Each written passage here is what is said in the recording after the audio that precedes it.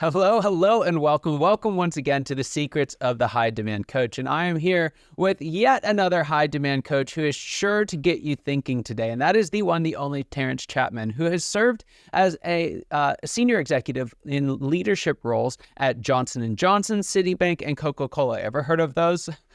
Terence is a transformational leader amongst senior executives and CEOs. He holds a doctorate in humanities from Ohio Christian University, and he's best known as a change agent for his creative leadership, being able to build transformational, sustainable communities and driving business essentials across diverse industries. Also, all of that resulting in organizational efficiency and optimized revenue and profit growth.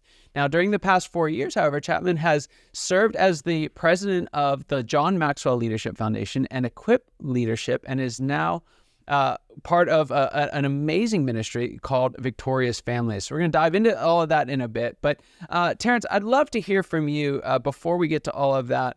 What were you doing before getting into Victorious Families, and how did that ultimately lead you to make the leap? It's great to be here, first of all. What a wonderful connection again, man, to catch up. I started in corporate America, as you mentioned, with Fortune 500 companies. Had the good fortune to rise, to pretty high executive levels. As I think in the last stint with the Coca-Cola company and managing about 2/3 of the Coca-Cola company. And I thought, the Lord would have me complete that route. I had my first business when I was 6 years old. And so I have a love and passion for the marketplace. But during that time, I felt he was calling me in the ministry, but I didn't want to be a pastor, right? I nothing wrong with being a pastor. I just didn't want to be a pastor. I didn't feel called to be a pastor, but I wanted to be obedient. I knew he was using me in some way. And as I began to pray as to, Lord, what will you have me to do? And what, where are you working? Henry Blackaby always said, you find out where the Lord's working and you join him there. And what I realized is that although I was a youth director in the church, we were facing the crises of 75% of children leaving the church after high school. Wow.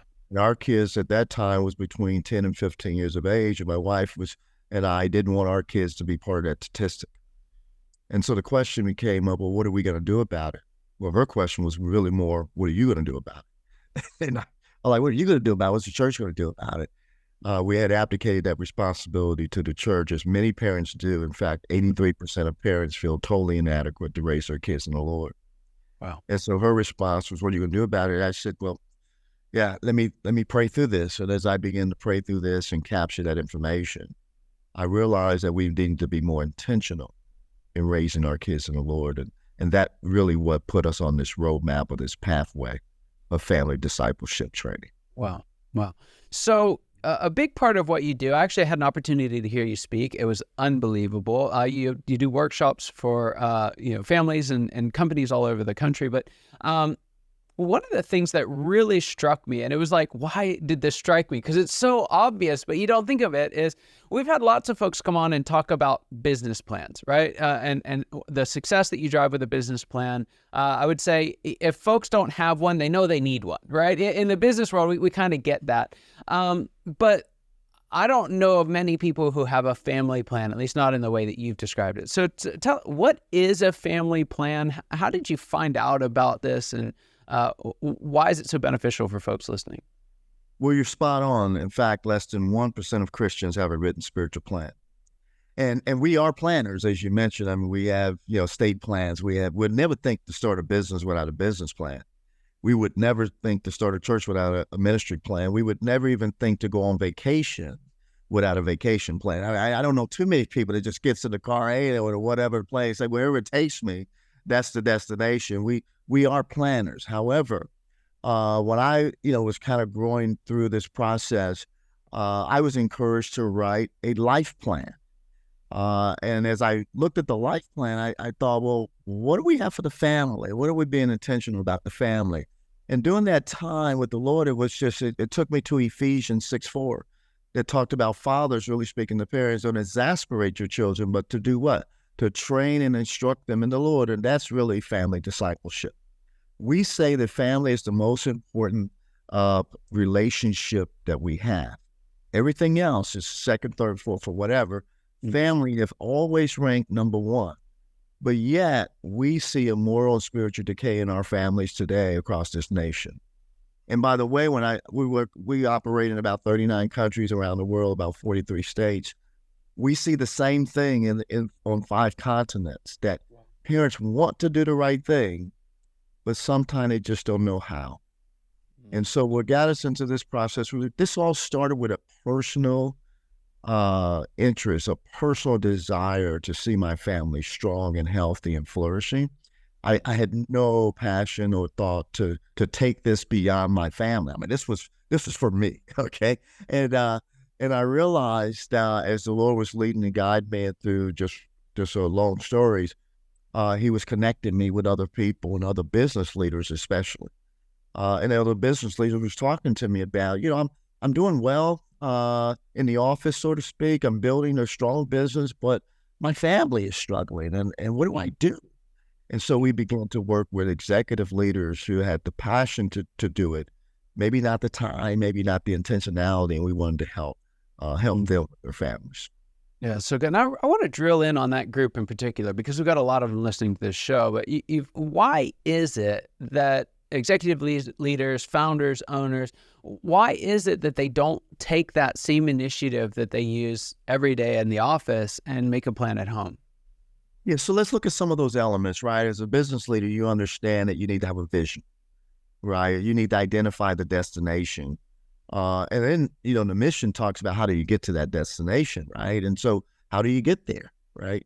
And then you begin to build values around that. So the DNA of the organization, the culture of the organization aligns up. Then there's strategic initiatives and tactics and things. So we understand all of those elements of planning. But what happens when it comes to our personal life, what we have to realize as we examine, we have to look, just like in business, is what are the gaps? What are the things we're not good at? What are the things that we need to have efficiency, so to speak, in the marketplace? But in our families, it's a little different, right? We're the executive leader in our offices, but at home, we're the chief janitorial director. We're the dishwasher, we're the garbage, we're the waste management and all of that good stuff. But here's something that's very important as we look at these elements. What are our true values? What do we really believe versus what we say we believe is really real? What do we really believe about ourselves? What's our true value? And if we examine our wallets, we examine our checkbooks, we examine our time, we examine, where are we spending those things, the time, the talent, the treasures, and things of that nature, we'll find that maybe, just maybe, we're not putting as much intentionality into spiritual side of planning of life versus a secular side of life. Right. And then we begin to look at that. But one of the things I want to encourage is that I'm a planner and I have to think that way and move out that way.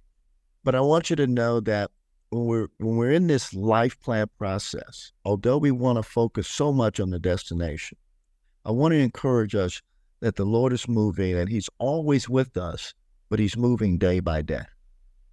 It's just too daunting for us to see the destination. Although we know that destination, we know the victory that we've already been had if you're a Christian. If you're a non-Christian, you're seeking that. And so there's a void there. But I want to encourage us in the planning process to think day by day, focus by focus. In the marketplace, I always thought focus, targeted execution. Focus, targeted execution. I couldn't do everything, but I could do a few things really well. I could target on that, and we can execute with high efficiency. What does that look like at home? In our case, we're talking focused in prayer, focused in reading God's word, focused in worship, focused in discipling, building a relationship with your children so that they can fall madly in love with Jesus. How do they do that? Well, they have to come to a personal relationship with Him. They have to begin to connect with Him. They have to begin to read His truth and understand what that looks like. They have to begin to worship with others and commune with others and things like that. That's why worship is so important. And so what does that look like in your home? That was the key for me. Yeah. And one more question on that, and then I want to shift gears a little bit. But what do you put in a family plan, and maybe even what should you not put in a family plan? Yeah, so we're going to help you with what is your vision? What's your destiny? What are you looking for? When your kids are 21 years old, um, what do you want that? What do you want that description to be? Mm. Right? Uh, then the mission, how do you get there? But values, we'll help you build out those values. What are the true values of your home? What do you desire them to be? And then we look at age and stage. How do you begin to disciple a 5-year-old, which is different than how you disciple a 16-year-old? For example, there's building blocks in this process. In 0 to 5, your kids they need and they're seeking to be loved. Spoil them to death, I always say, right? They need hugs. They need affection. They need love. They know that they need to know in that age that they're loved and cared for. In 6 to 10, they start to need to know that their purpose and that they matter. They need to be affirmed. And so studies have shown that when they're 11 to 15, 16, they're looking for fun and friendship. And that's why they're on the social media and connecting. And that's why teens, peer pressure is so high. They need that connectivity. They need that community, if you will. And they see it in fun, and they accomplish that in fun and friendship building and things like that. And then when they get older, 17 on, they think they're grown. They're looking to be interdependent, if you will. They know they can't be dependent, but they don't want to be their father's Chevrolet. They want to be independent. And so if they miss any of those building blocks, there's a void in their life, and they seek them for the rest of their life. And worldview is being shaped between the ages of 3 and 14 years of age. So those are the most critical age groups, 3 to 14, and that's what's happening within those age groups. So your plan should be thinking about how do you connect with your children between the ages of 3 and 14 especially. Right. And building, kind of specific targets around those time frames. And I told you some of those targets, and we help people flush that out. And then we look at it's bigger than you. It's bigger than just your family. You have to think about others. In fact, in John 17, he talks about his prayer to the Father, to the disciples, and so forth, and to us was for the people. He came, he sacrificed, he did those things. He said for the people. He never prayed for himself. Yeah. He prayed to do the Father's will. He prayed for the disciples. He prayed for us and those to come. And so what is your prayer? So we have a piece in there that talks about adopting a family member, an extended family member, and how does that look like? How do you basically pray for that family member and that they would know to come to the Lord? And then we have a piece in there called family covenant. What promises are you willing to make as a family to one another? Wow. And they could be wherever you want to take that. Now, you don't have to have all of those components. And by the way, it's not about the plan. What it is about the process, and it's about the fact that you want to connect with your family in a stronger way and be intentional about it. And let me give you a stat that's very important. Remember that 75% of youth walking away from the church after high school?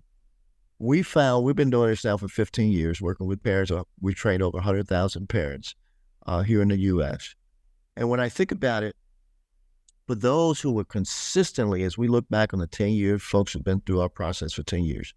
As we look back on that, instead of 75% leaving the church after high school, we are seeing a 90% stick factor.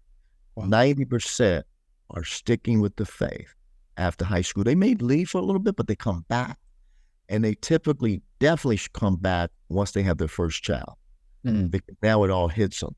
So if you want to see a 90% stick factor versus a 75% flight factor, you may want to tune in.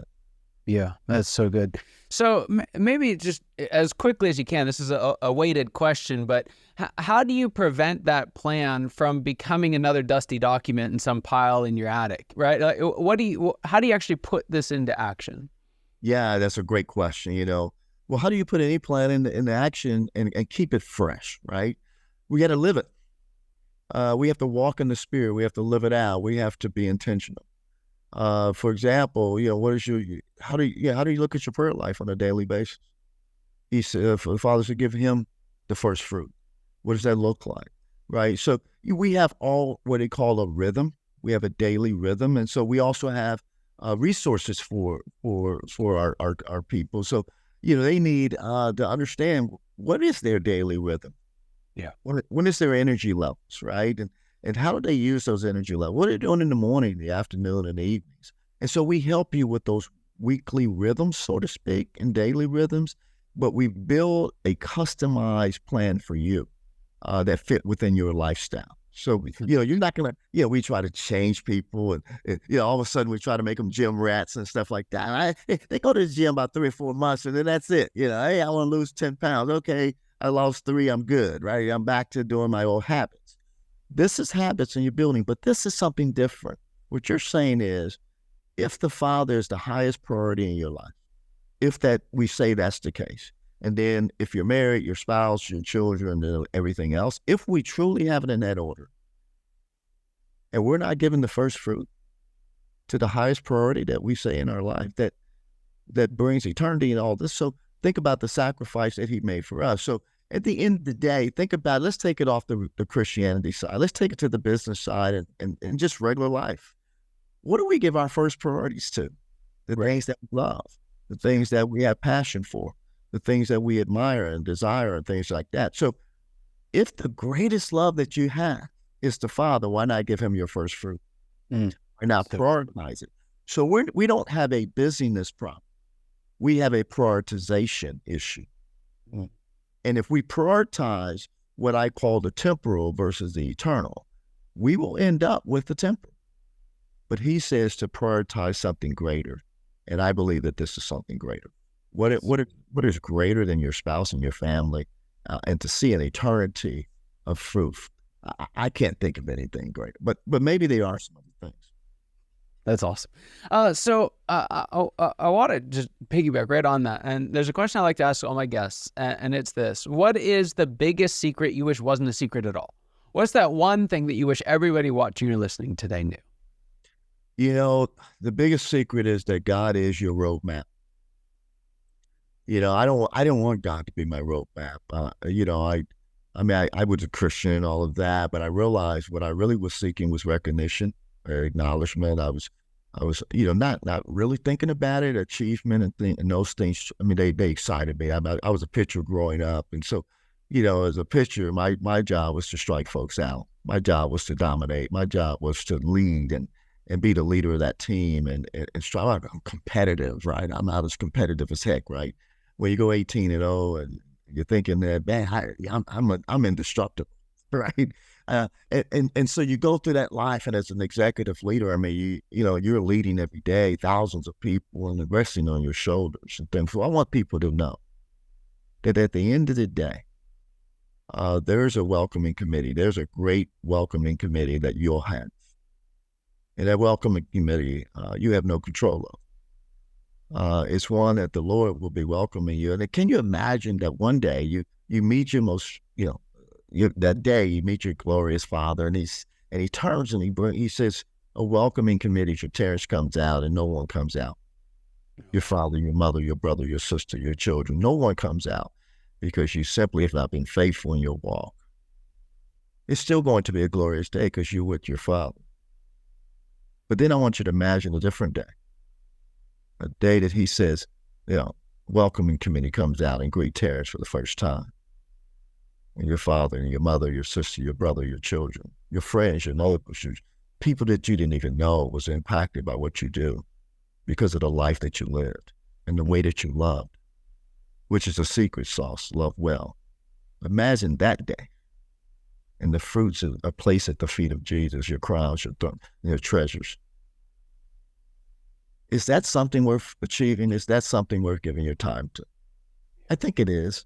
And that's why we talk about victorious family. It's a generational impact of loving well, not just a moment. It's a generational in a lifetime. I think it's worth my investment.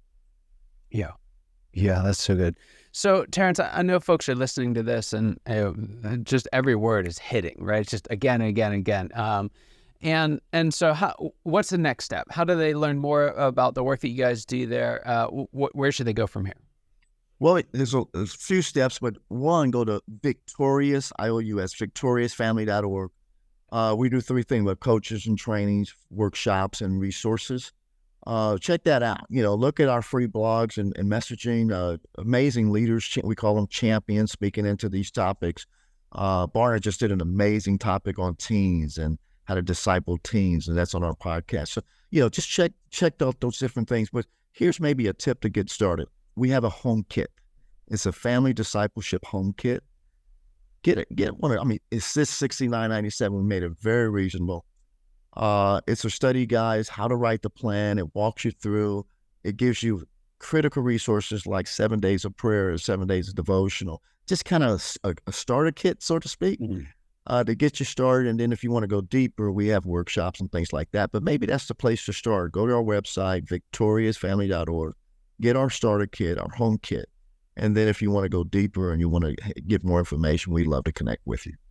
Fantastic. Well, Terence, just an honor and privilege having you on. Thank you so much for being here.